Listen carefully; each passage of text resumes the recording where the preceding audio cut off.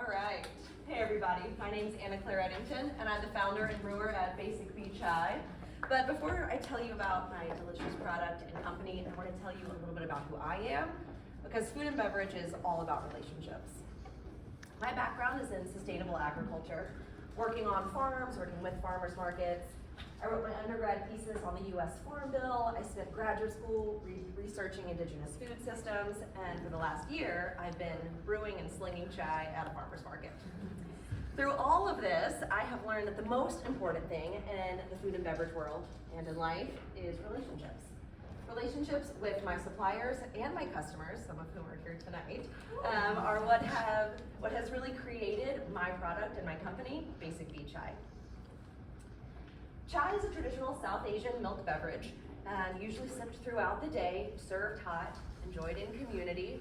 If you've ever had a chai tea latte from Starbucks, you've had the sad second cousin of real chai. And therein lies the problem. A good cup of chai is hard to find and harder to make. You either need to have the time and the resources and the knowledge for how to homebrew, or you default to a really oversweet cinnamon milk latte at a coffee shop. Neither of those things work for me or for people like me. So that's where Basic Bee comes in. It makes the best concentrate-based chai on the market, both for at-home sipping and for coffee shops. There are already several good coffee shop brands out there, but mine's better. It is the best chai, concentrate-based chai that I've ever tasted, and it does taste like a real cup of chai every time you brew it. So why is it so good?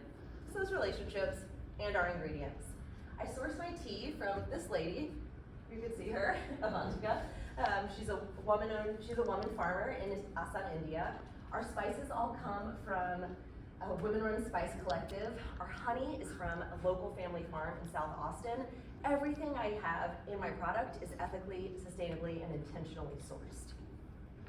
The best part about this is that anybody can make what tastes like a real cup of chai very easily. So maybe you go to your barista and you want to add a little shot of espresso. That's good. Or you want to take it home and mix it with your oat milk. That's also lovely. Maybe you want to put a little taste of it in your bourbon at the end of the day. You do you. But however you like it, you end up having something that is easy to make, but that tastes like real chai. I began as a farmer's market brand back about a year ago, and for 50 of the last 52 Saturdays, I've popped up a tent and talked to my customers. I know that Kate really loves my chai, but she also is coming from yoga class and looking for a new job. Lauda really appreciates our intentionally sourced ingredients and that there's low sugar. And Javi is really jazzed on the idea that he can share this cool new beverage with his college-aged daughters.